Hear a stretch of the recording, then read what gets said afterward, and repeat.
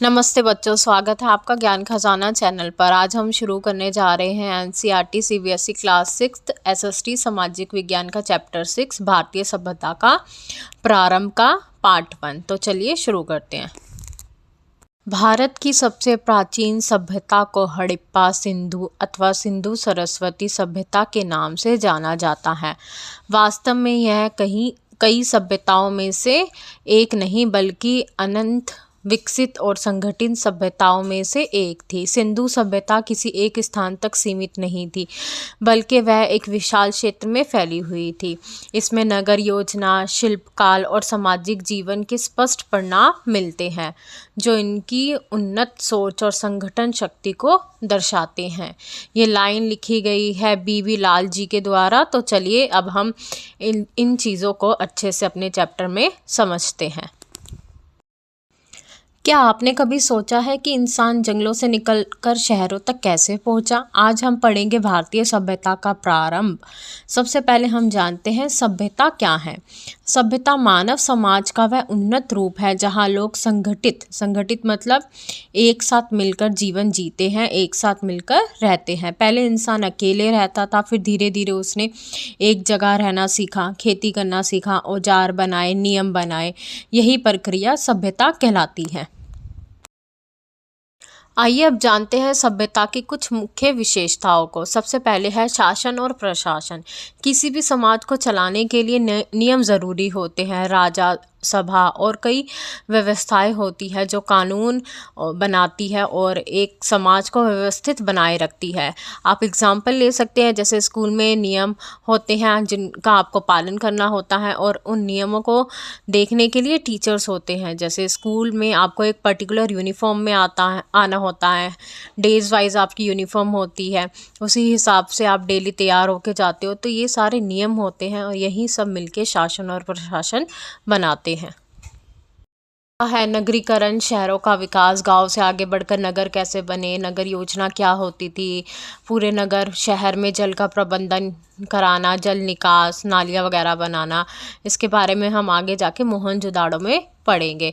फिर है विभिन्न प्रकार के शिल्प में क्या आ जाता है, जैसे कच्चा माल, पत्थर, धातु या तैयार माल, औजार, आभूषण, बर्तन वगैरह, ये सब आ जाता है। उस टाइम पर लोग सिर्फ खाते नहीं थे, बनाना और सुधारना भी जानते थे। फिर 4th नंबर पे हमारा आता है व्यापार। व्यापार मतलब क्या होता है, जब आप एक चीज़ के बदले में किसी दूसरी चीज़ को लेते हो या देते हो, जिसे हम वस्तुओं का आदान प्रदान भी कह सकते हैं।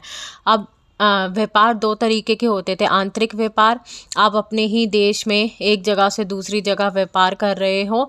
बाहरी व्यापार, आप अपने देश से सामान जो है किसी दूसरे देश को बेच रहे हो। जैसे इंडिया वाले जो है पाकिस्तान को या चाइना को सामान बेचेंगे तो वो क्या कहलाएगा, आपका बाहरी व्यापार। जैसे अब ये बाहरी व्यापार किन चीज़ों का होता था, एग्जाम्पल में हम ले सकते हैं कपड़े, मसाले, धातु, इन सब का। फिर है लेखन प्रणाली, बातों को याद रखने के लिए उन्हें लिखा जाता है।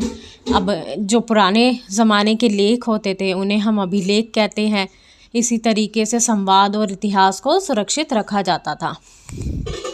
6th नंबर इज़ अ सांस्कृतिक जीवन, जिसमें आता था कला, साहित्य, धार्मिक विकास, सामाजिक रीति रिवाज। जिससे हमें पता चलता है कि लोग उस टाइम के लोग किस प्रकार की सोच रखते थे और वो क्या सोचा करते थे। 7th नंबर पे आता है कृषि उत्पादकता।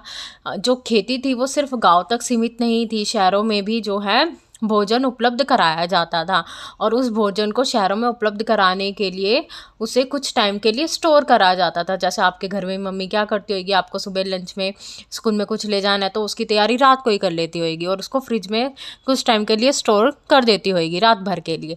अब पुराने ज़माने में और आजकल भी होता है, ये क्या करा जाता है, अनाजों का भंडारण करा जाता है। जैसे आप सब्जी लेने जाते हो अगर अपनी मम्मी के साथ, तो वहाँ पे जो मार्केट में सब्जी आ रही है वो कहाँ से आ रही है, कहीं भंडार से ही वो सब्जी आ रही है। अब हम उस टाइम पे ज़्यादातर किस चीज़ों का भंडार करते थे, वो गेहूँ, जो चावल, इन सब चीज़ों का भंडार करते थे। हम पढ़ते हैं हमारे रेड बुक्स में दी गई चीज़ को, जिसे ज़्यादातर बच्चे जो है पढ़ना ज़रूरी नहीं समझते, मगर बच्चों आपको इन चीज़ों को सबसे ध्यान से पढ़ना है, क्योंकि ये चीज़ बहुत इंपॉर्टेंट है और हर चैप्टर से इम्पोर्टेंट है, और ये जो है 1 मार्क में आपके फिल इन द ब्लैंक्स में आ जाती है। जो हमारा टॉपिक है वो है धातु विज्ञान। धातु विज्ञान होता क्या है? जब आप प्रकृति से कोई धातु निकालते हो, उसे शुद्ध करते हो, या किन्हीं दो धातुओं को आपस में मिलाकर नई धातु मिलाते हो, उन धातुओं के गुणों को आप स्टडी करते हो, वैज्ञानिक अध्ययन करते हो, उसी को हम धातु विज्ञान के नाम से जानते हैं। अब हम यह जानने की कोशिश करेंगे कि सभ्यता की शुरुआत कब और कहाँ हुई।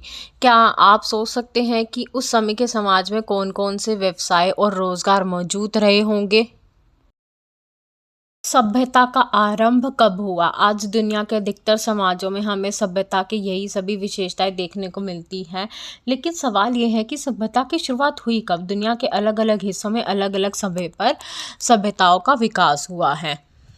तो आइए अब हम कुछ सभ्यताओं के बारे में जानते हैं और जानते हैं कि सबसे पहली सभ्यता कौन सी थी। मेसोपोटामिया सभ्यता, जिसको हम फर्स्ट सिविलाइजेशन, पहली सभ्यता के नाम से जानते हैं।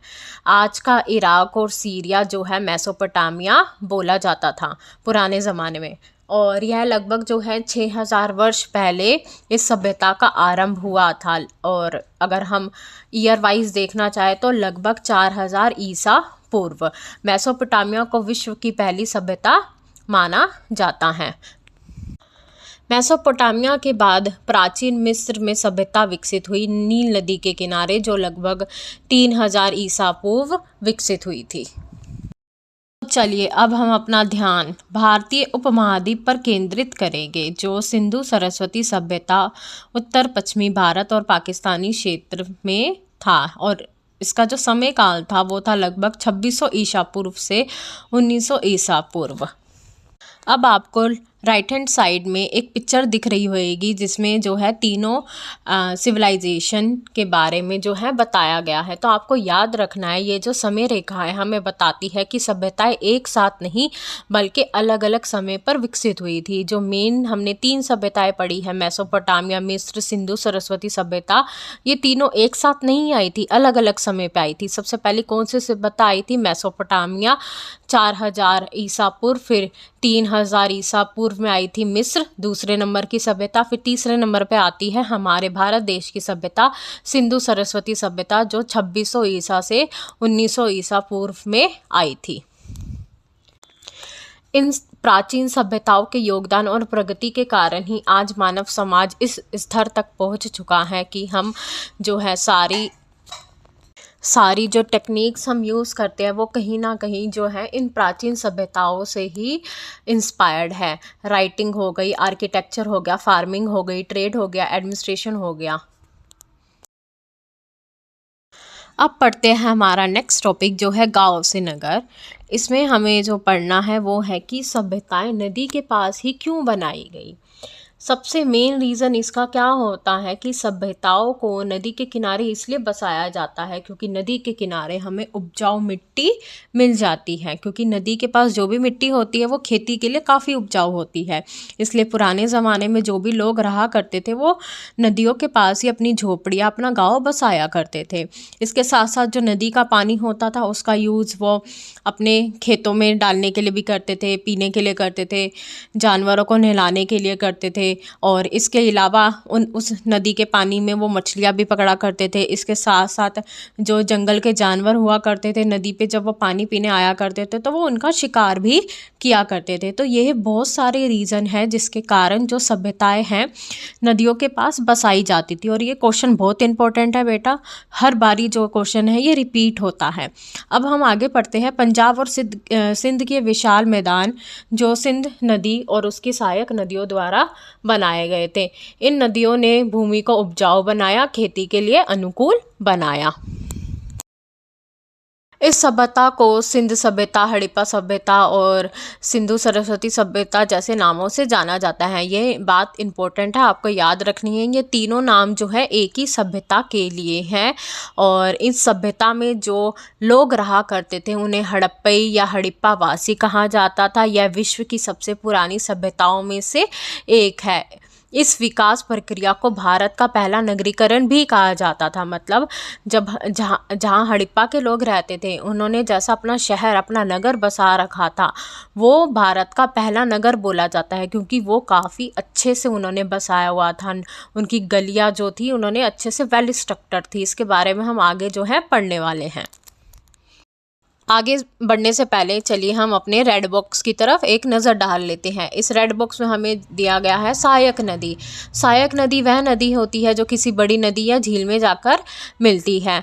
और उदाहरण के लिए अगर हम लेना चाहें तो यमुना नदी गंगा नदी की सहायक नदी है। मतलब गंगा नदी बड़ी नदी है, यमुना भी वैसे बड़ी नदी है, मगर जो यमुना है वो गंगा में जाकर मिलती है या गिरती है।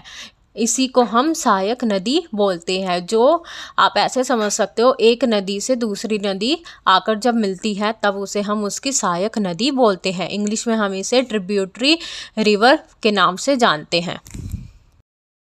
तो बच्चों, अभी के लिए हमारा पार्ट 1 ख़त्म होता है। Please like and subscribe the channel for the second part. और अगर आपको एक्सप्लेनेशन अच्छी लगी हो तो डू कमेंट। एंड अगर आपको इस चैप्टर का सेकंड पार्ट भी चाहिए तो प्लीज़ कमेंट करके बताइए, और please share with your friends. Thank you.